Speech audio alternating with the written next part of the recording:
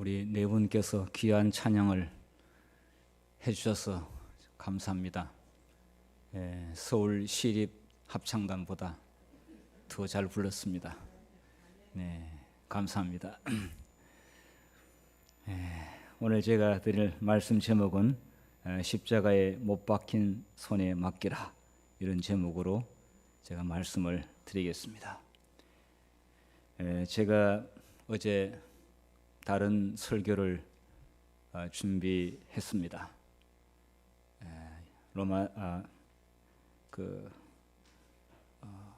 아모스 5장 24절에 정리를 물같이 공법을 물같이 정리를 하수같이, 이런 제목으로 설교를 다 준비해 놓고 잠자리에 11시 한 반 정도 제가 잠을 청했습니다. 그런데 3시부터 잠을 깼는데 도저히 아무리 자려고 해도 잠이 오지 않았습니다. 보통 그 시간에 깊은 잠에 빠져야 될 시간인데, 그래서 계속 자려고, 왜냐하면 오늘 낮에 체력을 위해서 잠을 충분히 자야만이 힘이 나기 때문에 누워서 잠을 자려고 해도 잠을 잘 수가 없었어요. 이상하다, 왜 이렇게 잠을 안 재우시지? 그래서 도저히 뒤척이고 또 자려고 노력해도 안 돼서 4시에 일어났습니다. 그런데 그 순간 한 생각이 싹 스쳐 지나가면서 오늘 설교를 바꾸라고 했습니다. 그러니까 바꾸라 이렇게 소리가 들린 것은 아니지만은 그 생각이 떠올랐습니다.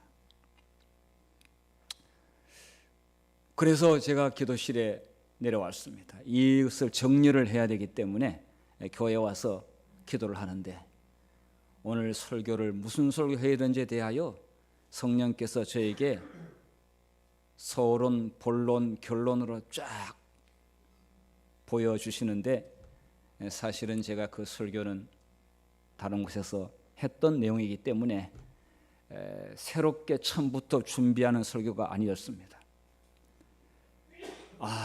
하나님께서 오늘 이 설교를 하라고 저를 깨우셨구나. 그래서 제가 하나님께 1시간 앉아서 기도를 하는데 자꾸 눈물이 났습니다. 왜 이 설교를 하라고 했는지에 대하여 이제 이유가 이제 조금 구체적으로 잡히기 시작했습니다. 그래서 찬미 부르고 성경 글자를 생각하고 이렇게 하면서, 그러면서 여러 사람들이 저희 머릿속에 스쳐 지나갔습니다.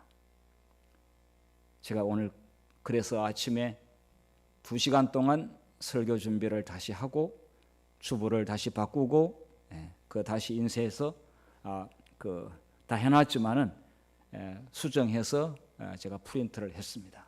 제목을 바꿨습니다. 십자가에 못 박힌 손에 맡기라. 그 내용은 재산을 안전하게 보존하는 방법이라고 하는 청지기 신탁 168페이지에 나와 있고, 청지기에 보내는 권면에 그 내용이 나와 있습니다. 제가 올라가서 제 서재에서 청지기 신탁 연애신을 가져와서 읽었습니다. 읽었는데 딱 펼치는 순간 제가 해야 되는 그 설교의 핵심이 딱 펼쳐졌고, 그걸 읽는 순간 이 글이 저의 눈에 확 들어왔습니다.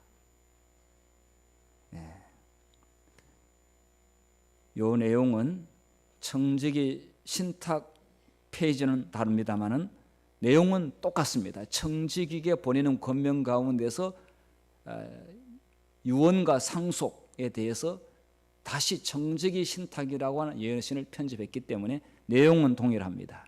제가 읽겠습니다. 우리 중에는 그들의 유예 시기의 끝이 가까운 나이 많은 사람들이 있다. 그러나 그들의 재물을 하나님의 사업을 위하여 확보할 만큼 충분히 각성한 사람이 부족하기 때문에 그들의 재산이 사단을 섬기는 자들의 손에 넘어간다. 이 재산은 하나님께서 그들에게 잠시 빌려주신 것으로 장차 하나님께 다시 돌려야 할 것이다. 그러나 이 형제들이 활동 무대에서 물러날 때에는 10 가운데 9은 하나님의 재산을 하나님께 영광이 될 수 없는 방법으로 사용하는데, 이는 그 재산 중 일부도 주님의 금고에 넣지 않기 때문이다.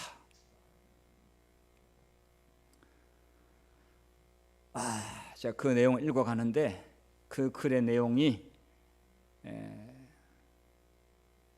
저의 눈에 크게 들어왔습니다.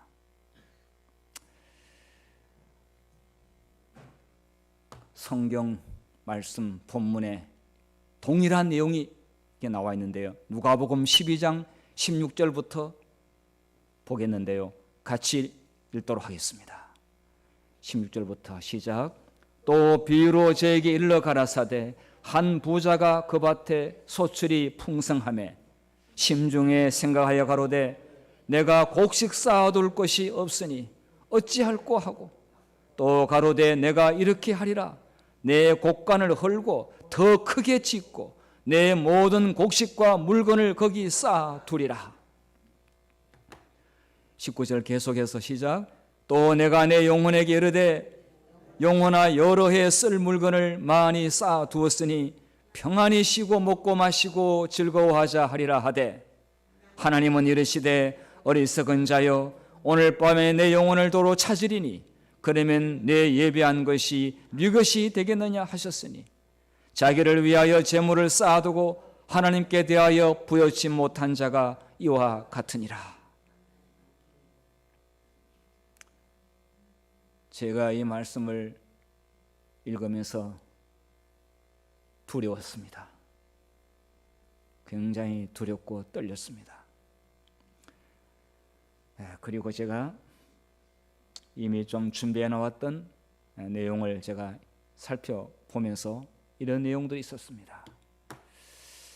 조금 기사는 오래됐지만은 지금은 이보다 더 많은 사람들이 재산을 상속하지 않고 기부하고 있습니다. 동아일보의 제목이 그렇습니다. 기부하세요. 상속은 자녀의 미래를 망칩니다. 워렌 버핏 회장이 정말 대부입니다. 큰 사역가입니다. 이분하고 점심 한 끼 먹는 것은 정말 보통 사람이 할 수 없는 일인데 엄청난 돈을 내놓아야 합니다. 그런데 그만한 가치가 있기 때문에 그렇죠. 자식들이 아무 일도 하지 않을 만큼 재산을 주고 싶지 않다. 세계 4위의 그분인데요. 재산 60조의 99%를 기부 약속하였고 그 중 상당액을 빌 게이츠 재단의 빈곤 퇴치 전문 자선단체에 기부하였다. 이 재산을 자식에게 주게 되면 자식이 열심히 일하지 않을 것을 눈에 뻔히 보이는데 그렇게 만들고 싶지 않다. 이렇게 이야기했습니다. 홍콩 영화배우 지금은 세상을 떠났지만은요, 기부하세요. 상속은 자녀의 장래를 망칩니다. 내 아들이 능력이 없으면 내 돈을 다 낭비할 것이고 능력이 있다면 스스로 돈을 벌 것이다. 상속하지 않겠다는 것이죠. 이러한 철학이 있다고 하는 것이 갑작스럽게 이분이 존경스럽게 보였습니다. 이외에도 제가 시간상 다 나열하지 못합니다. 쫙 아주 유명한 기업가들이 여기 빌 게이츠도 있고요, 유명한 영화 배우도 있고 쫙 있습니다. 똑같이 기부하세요. 상속은 자녀의 장래를 망칩니다. 자, 그러면서 계속해서 청지기 신탁 요람에 이렇게 나와 있습니다. 많은 사람들은 이 점에 관하여 지나치게 소심하다.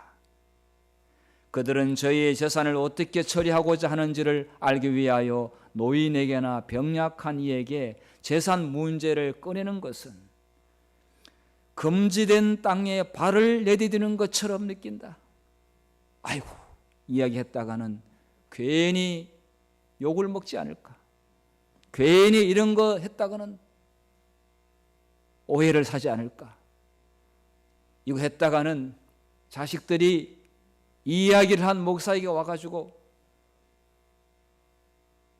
상스러운 말을 하지 않을까, 이렇게 염려해서 쉬쉬하고 아무도 이야기하지 않고 뭐 월급 나오니까 그냥 아무렇지도 않게 넘어갑니다.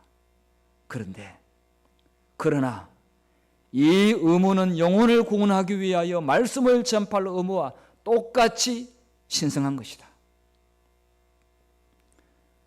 복음을 전하는 것, 복음 전파와 똑같이 신성한 것이다.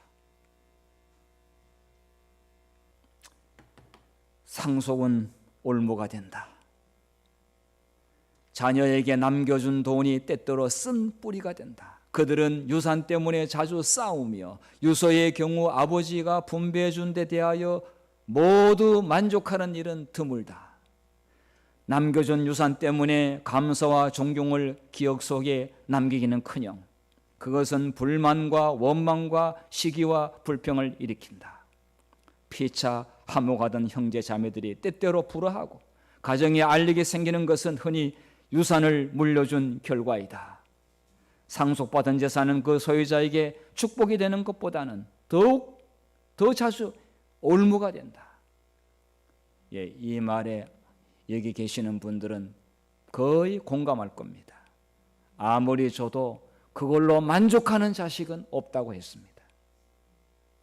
왜 형은 한 것도 없으면서 저거 가져가냐고. 아니, 생각지도 않는 친척이 와서 또 달라고 괴롭히고 뭐 하여튼 넘보고 있습니다. 그런데 이런 일로 말미암아 싸움의 씨앗이 되고 부모가 땀 흘리고 번 돈에 대하여 순간 기분 좋을지 모르지만은 두고두고 감사하는 자식은 없다. 근데 정말 맞아요. 제가 목회하면서 순히 봤습니다. 그걸로 감사하는 자식은 별로 없습니다. 불신자 자녀에게 재산 양도 문제, 현재 신앙을 하고 있지 않는 자녀에게 재산을 줬을 때 어떤 일이 일어나는지 이 마지막 시대에 선지자는 교회에게 이야기하고 있습니다. 믿는 부모들이 흔히 그들의 재산을 그들의 믿지 않는 자녀에게 양도한다. 이리하여 하나님의 것을 하나님께 바칠 그들의 권리를 포기하게 된다. 이런 일을 함으로 그들은 하나님께서 그들에게 지우신 책임을 벗어버리고 그 재물을 원수 편에 둔다. 거의 맞는 이야기입니다.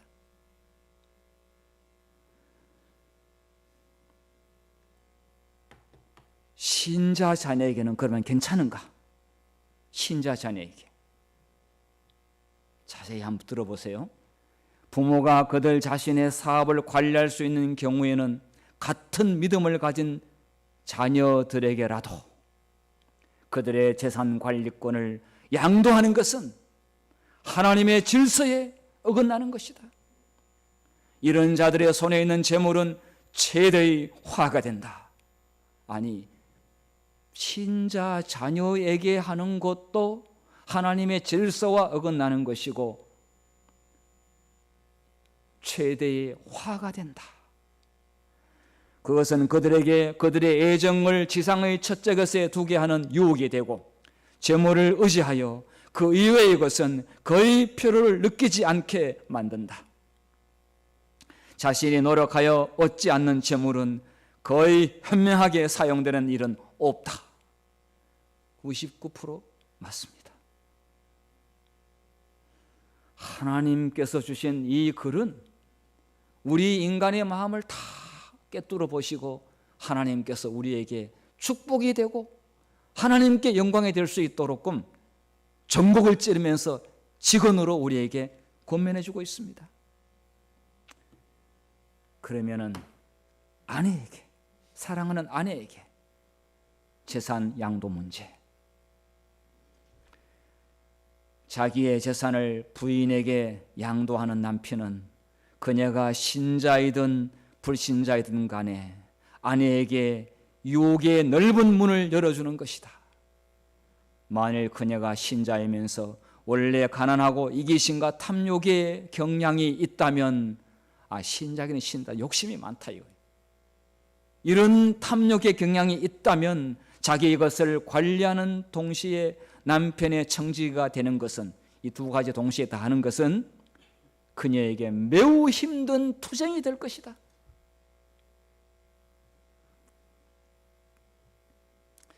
근데 자세히 읽어보게 되면은 살 수 있도록 만약에 아내를 두고 먼저 떠나는 남편은 아내가 살 수 있도록 삶에 필요한 것들을 주라고 그랬어요. 전혀 주지 말라 이 뜻은 아니에요. 일부 주라고 했어요. 사단은 당신의 재산을 노린다. 마귀는 이면에 일찍 눈을 떠서 수많은 그리스도인들의 유산을 자신의 금고에 넣는데 능숙하다. 저는 건축 헌금을 거두고 이제 또 큰 일을 여러 번 하면서 저는 이런 경험을 여러 번 경험했습니다. 이야, 어떻게 알고 그 마귀가 아주 묘하게 그 돈을 가져가는데 천재입니다. 천재. 그래서 저는 하나님께, 하나님, 저 집이 지금 저분이 얼마에 팔은 것 저기에 다 알고 있는데, 그런데 한 안식일 지나고 두 안식일 지나도 11조를 내지 않아요. 제가 그때는 용기가 있었어요. 왜냐하면 별내 신도시에 하루가 멀다고 땅값이 오르는데 해야 될 일은 많고, 그래서 그때는 물불을 안 가리고 직설화법으로 했는데 강력히 성령이 역사해가지고 제가 찾아가면 사람들이 피했어요. 근데 피한다고 어디 가겠습니까? 집에 가서 그러니까 딱 하면 눈치를 채고 마음의 빗장을 딱 끌어 잠그고 있는데, 집사님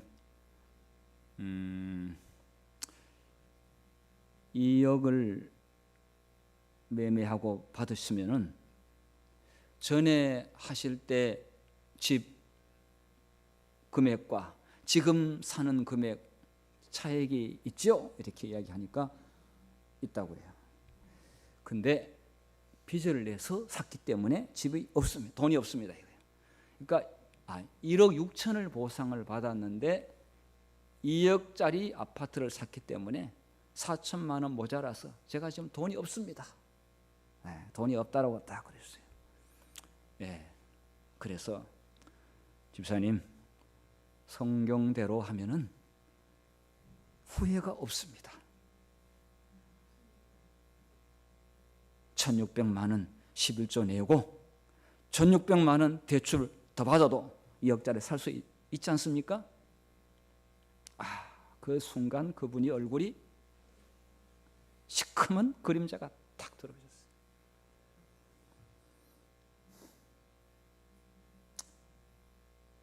그렇지만은 그럴 때 집사님 괜찮아요. 그냥 믿음대로 하시면 되죠. 이렇게 봐주는 척하고 그러면은 그건 하나님 말씀대로 가르치는 사람이 아니에요. 제가 가기 전에 기도를 많이 하고 갔죠. 인정사정 없다라고 생각하고 갔는데, 그러나 제가 인간 육이 하는 게 아니라 영이 하는 일이기 때문에, 그리고 하고 왔는데 그 다음부터 그분이 교회에서 저를 보는 시선이 별로 안 좋아요. 그러나 저는 변함없이, 그리고 제가 열심히 새벽에 기도했습니다. 기도했는데 12월 달이 탁 됐는데 그분이 그 해당되는 11조를 다 냈더라고요. 근데 그날 그분 얼굴을 딱 보니까 얼굴이 환하게 보름달처럼 환하더라고요. 그래서 집사님한테 제가 가서 집사님의 손을 꼭 잡고, 집사님 고맙습니다. 하나님께서 반드시 보고 주실 겁니다. 그분이 약간 멋쩍으면서 기분 좋았습니다.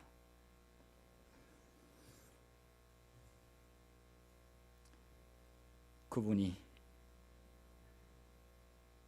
저하고 굉장히 친해졌습니다. 그 다음부터. 그리고 저의 열렬 팬이 됐습니다. 근데 저 팬 되는 게 중요한 게 아니에요. 저 뭐 연예인도 아니고 인기 있는 사람도 아니고 저는 인기 없는 사람이죠. 그런데 그분은 적극적으로 저를 돕는 자가 되었고요. 그분은 건축헌금도 꽤 했어요. 그리고 그 아들이 삼육대학 경영학과 나와가지고 재무 인턴을 하게 되는데 지금까지도 잘하고 있어요. 그의 딸은 바이올린 레슨하고 음악과 나와서 하는데 돈 잘 벌고 있어요. 결혼도 잘했어요. 그 남편은 교회에서 장로님이 되셨고, 제가 얼마 전에 그분 교회에서 잘하냐고 이렇게 물어보니까 과거에 그 사람이 아니다고. 왜냐하면 과거에 그 사람은 장로가 됐는데 앞에 나서 기도도 잘 줄 몰라가지고 가르치는 건 더더욱 몰라가지고 제가 조바심이 막 나고 막 그럴 정도였는데, 그분은 지금 기도도 잘하고 가르치는 것도 잘하고, 또 그분은 원래 또 말이 좀 없어요. 이렇게. 자, 하나님은 절대로 자신이 한 말에 대하여 약속을 지키십니다. 우리는 이걸 믿어야 됩니다. 청지기 신탁요람 145페이지에 재산이 결코 축소되지 않는다라고 하나님이 보증을 썼습니다. 여러분, 사람이 보증 쓰면은 낭패되는 경우가 많습니다. 그런데 만물의 주인이시고 천지를 지으신 전지전능하신 하나님이 보증을 썼다면 그건 정말 믿어야 됩니다. 우리가 하나님께 바친다고 해서 우리의 것이 결코 적어지지 않는다. 이것이 바로 하나님의 허락하신 축복이다.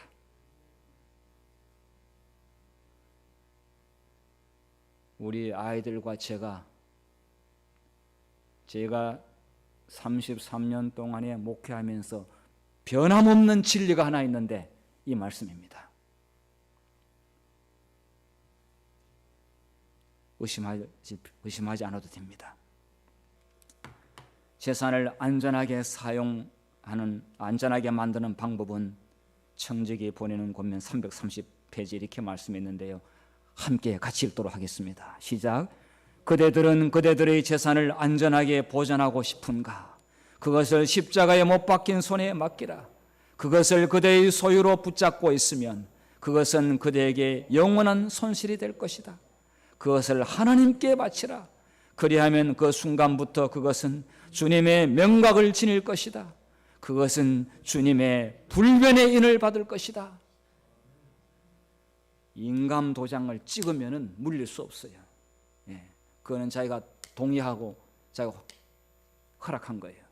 그러니까 인감 도장을 잘 아직도 한국은 지금 이제 인감 도장 없애자고 그러는데, 사인을 하자고 그러는데, 그런데 일본과 한국 인감 도장을 씁니다. 그리고 잘 간수해야 되겠죠. 그런데 하나님의 인감으로 예수님의 십자가에 못 박힌 손에 맡기면은 그것은 결코 없어지지 아니할 것이고, 반드시 하나님께서 보증하신다. 이렇게 약속을 했습니다. 이 정도로 강조했다고 한다면 정말 하나님께서 확실하게 축복을 주시는 분임을 우리는 믿어야 됩니다. 저는 마포교회에 오자마자 그때부터 기도한 게 있습니다.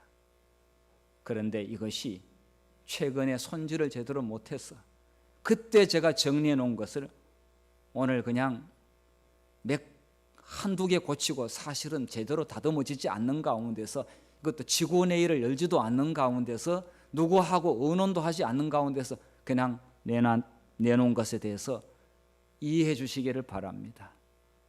이것은 하나님이 꼭 이렇게 시나리오를 준 게 아니고 제가 계획한 것이기 때문에 이것은 수정이 분명히 있을 수 있습니다만은 그러나 근본적인 틀에 대해서는 방향은 제가 말씀드리겠습니다.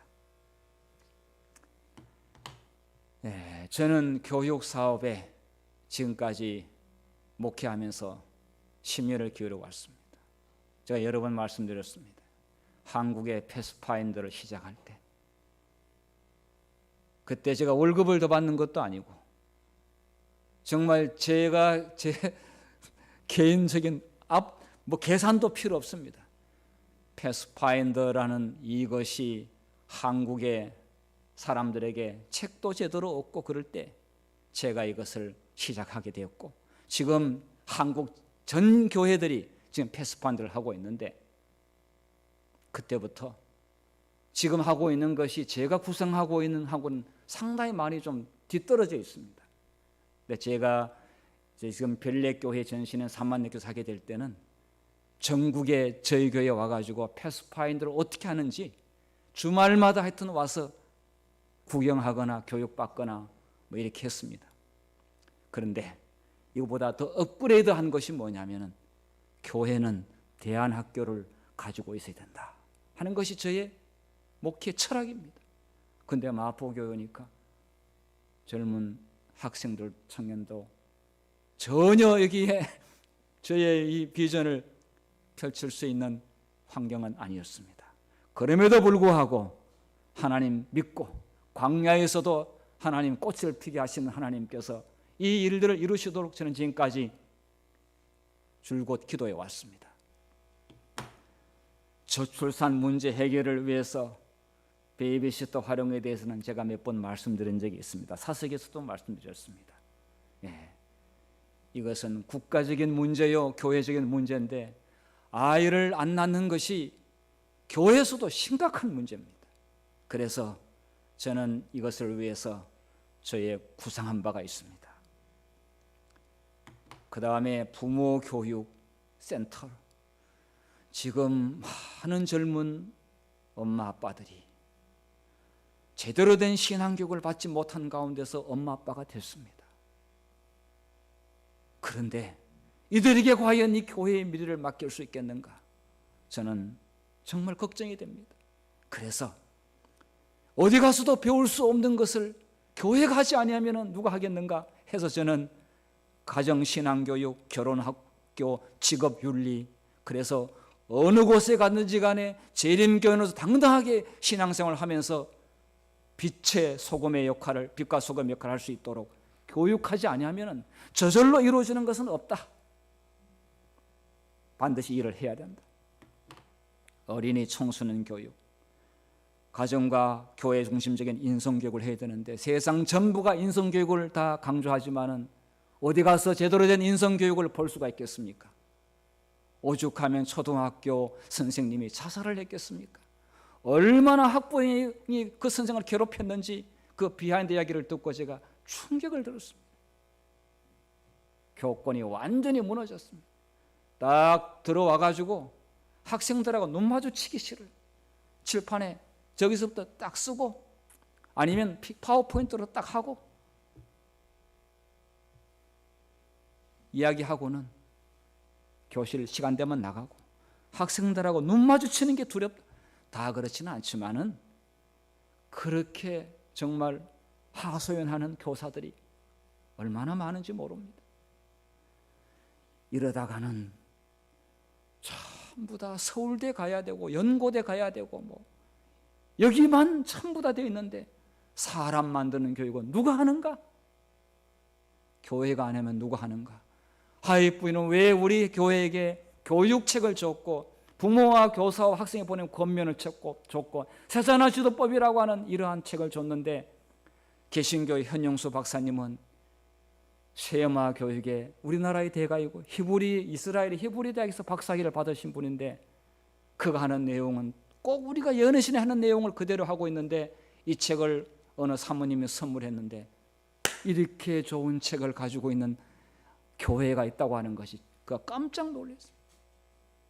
그런데 재림교회는 이것을 제대로 하지 못하고 있어요.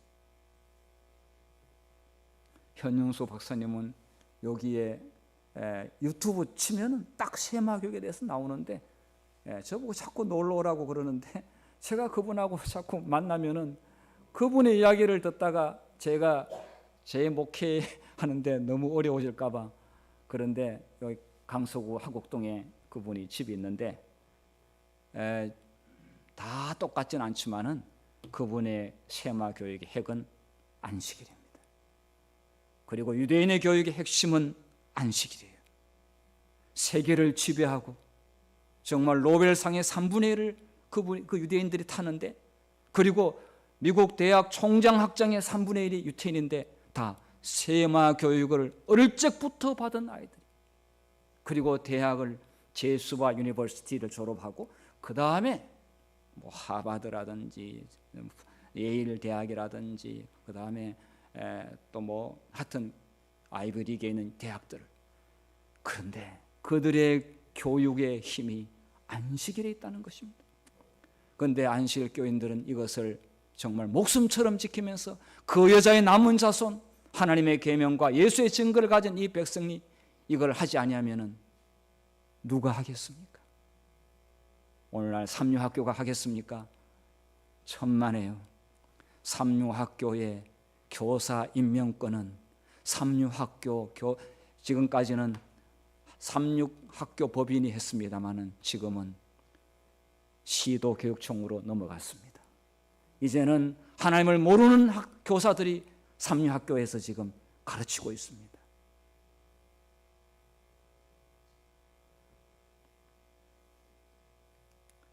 영성 있는 우수교사를 확보하기 위해서 저는 몇 년 전부터 은퇴하신 삼류학교 선생님들을 접촉해 왔습니다.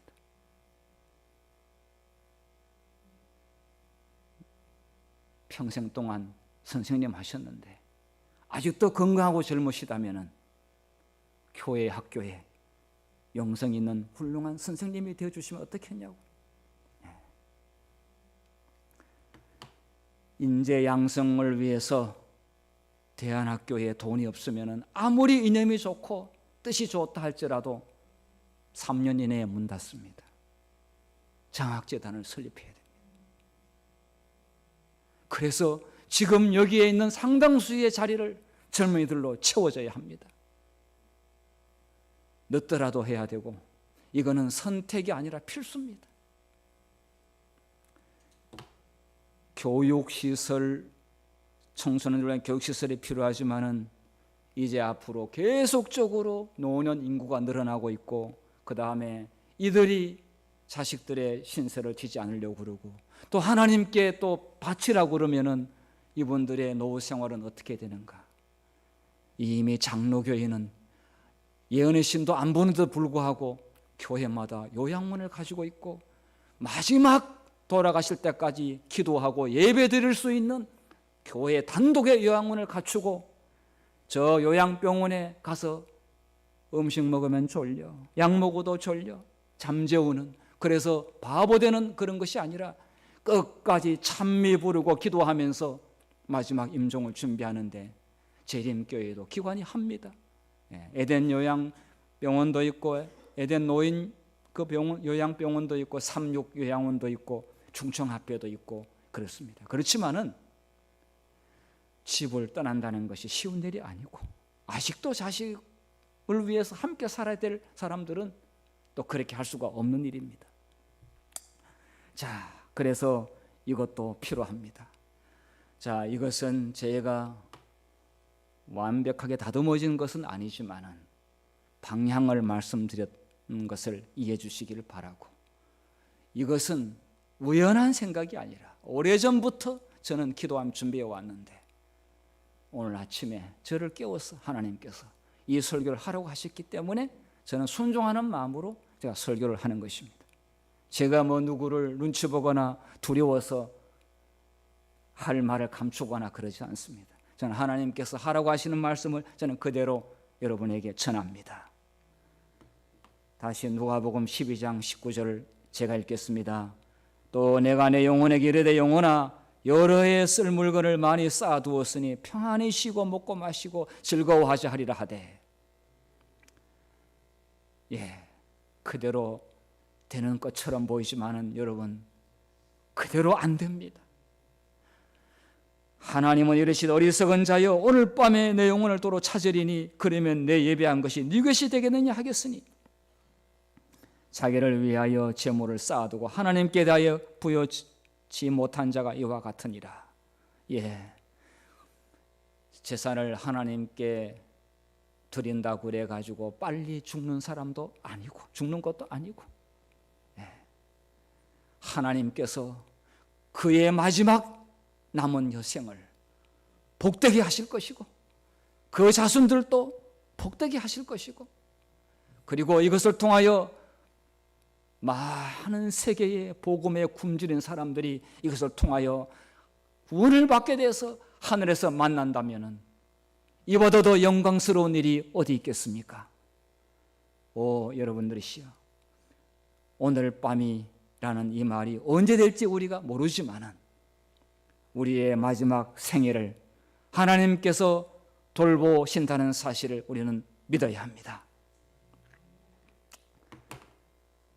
마태복음 25장 34절에 그때 임금이 오른편에 있는 자들에게 이르시되 내 아버지께 복받을 자들이여 나와 창세로부터 너를 위하여 예비된 나라를 상속받으라.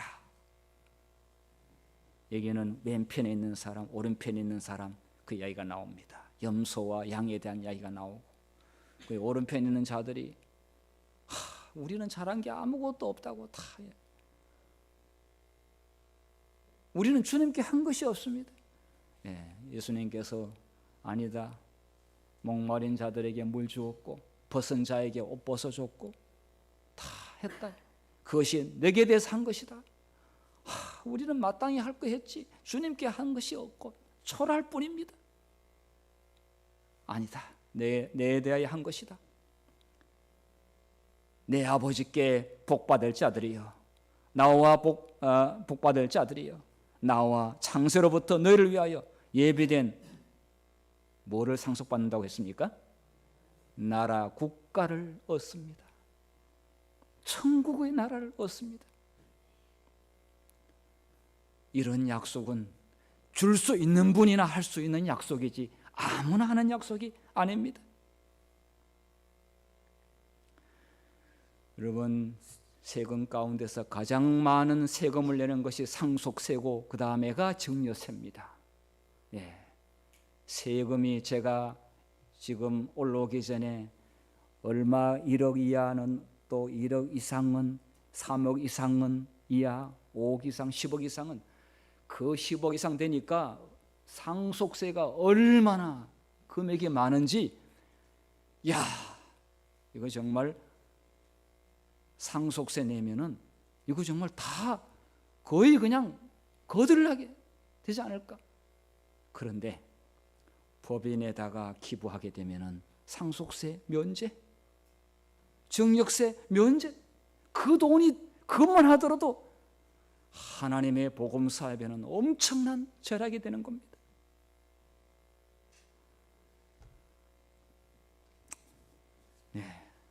제가 한 이야기만 하고 마치도록 하겠습니다.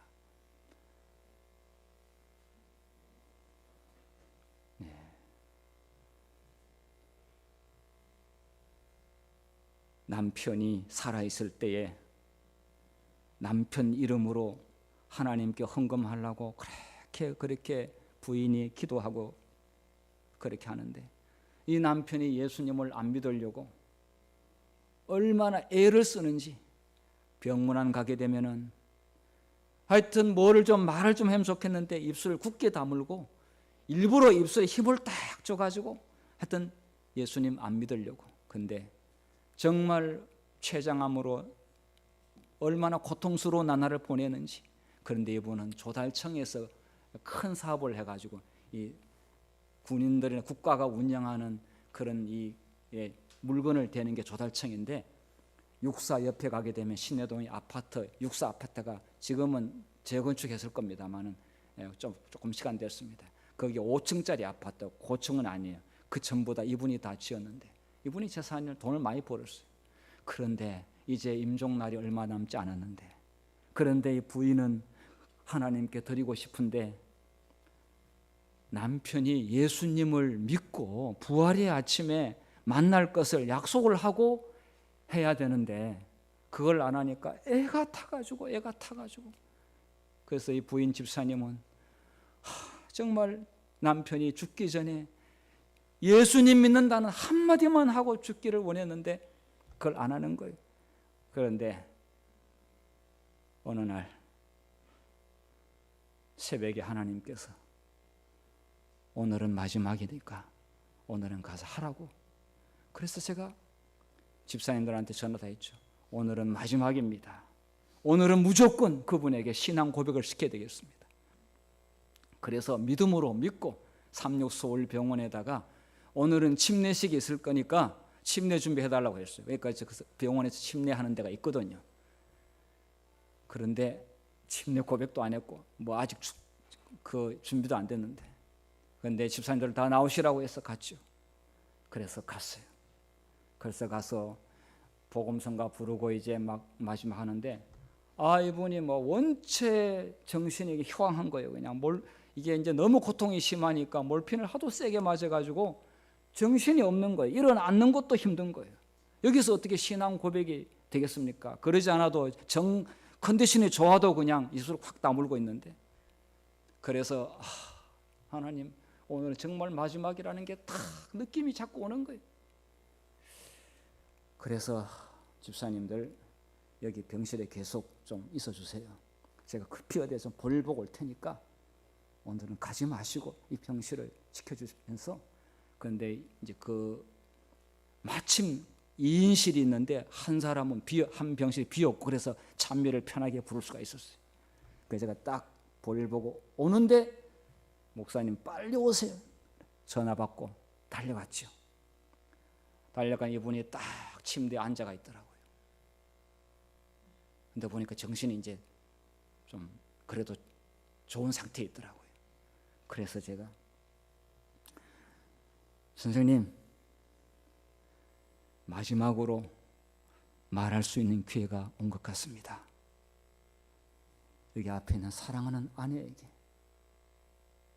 예수님 오실 때 부활의 아침에 사랑하는 아내와 함께 그분은 정말 아내를 굉장히 사랑했고 아내는 남편 집에 살림만 했어요. 사업하는 걸 몰라요. 그냥 남편 하는데 순종만 하고 살아왔어요.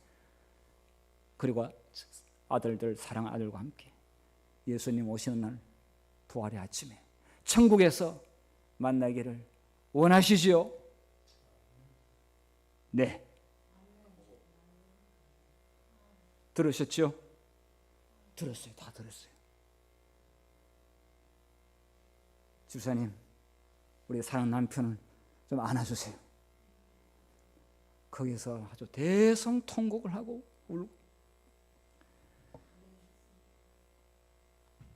우리는 찬미를 불렀어요. 그리고 이제 이미 이분이 힘이 없어가지고 쭉 이렇게 다시 이제 눕혀드렸어요. 침대에다.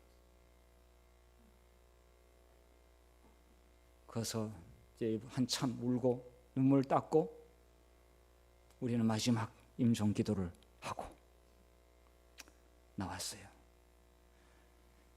그것이 그분이 마지막이었어요. 말문을 닫았어요.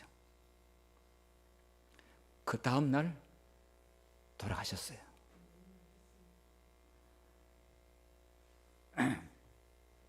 우리 근데 그 돌아가시는 시간은 조금 오후에, 근데 아침에 제가 집사님을 삼육수월병원 유재한 기념 기도실 있는데, 닥터류, 그러니까 병원 원장 초창기 이승만 박사의 주치의 그분 닥터류의 기도실이 있는데 거기서 만나자고 그랬어요.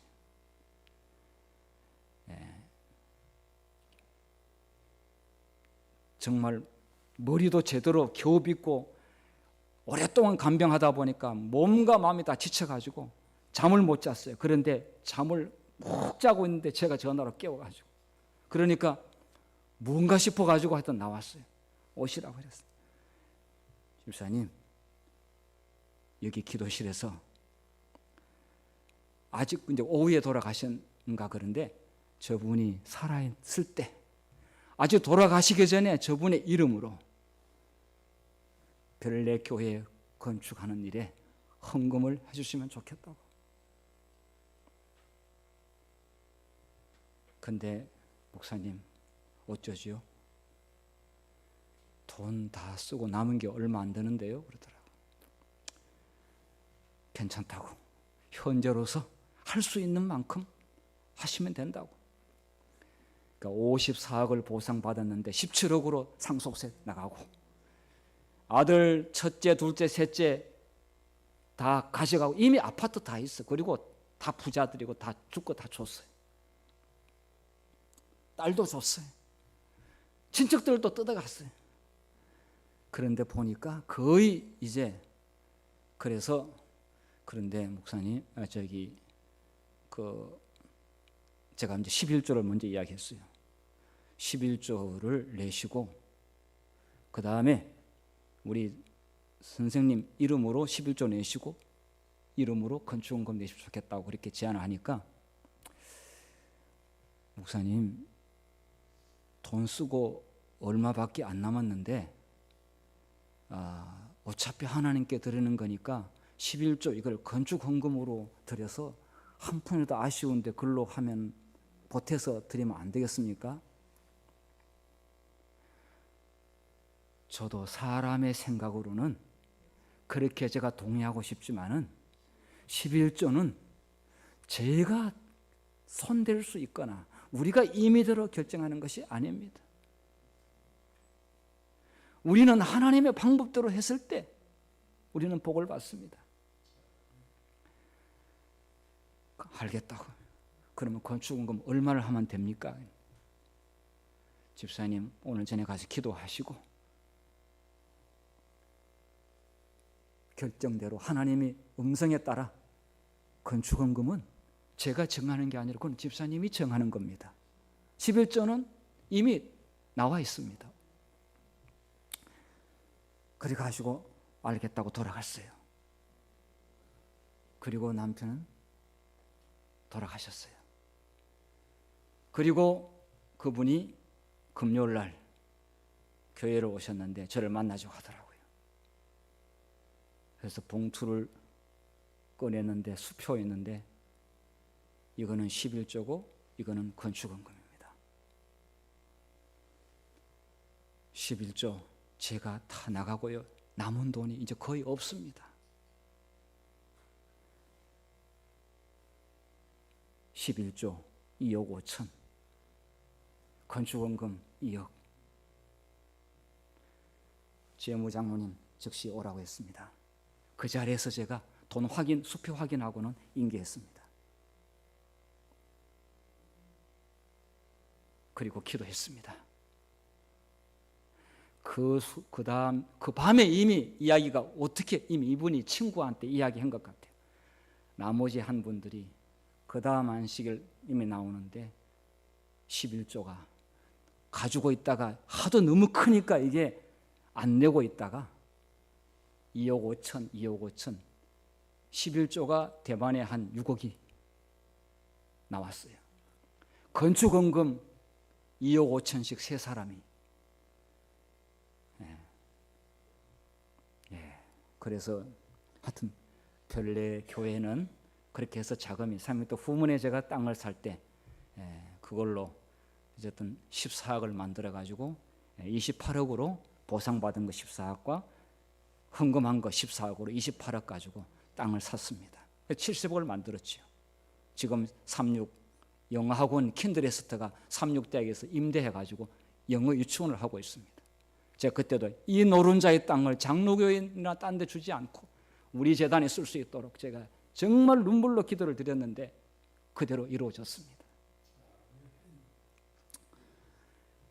제가 14억을 헌금을 교인들 하면서 사택을 다 포함시켜서 14억을 마쳤는데 제가 갈 곳이 없는 거를 생각을 지금 막 몇 억이 지금 계속 돈이 지출되는데 제가 살 집이 생각하고 겨를이 없었습니다.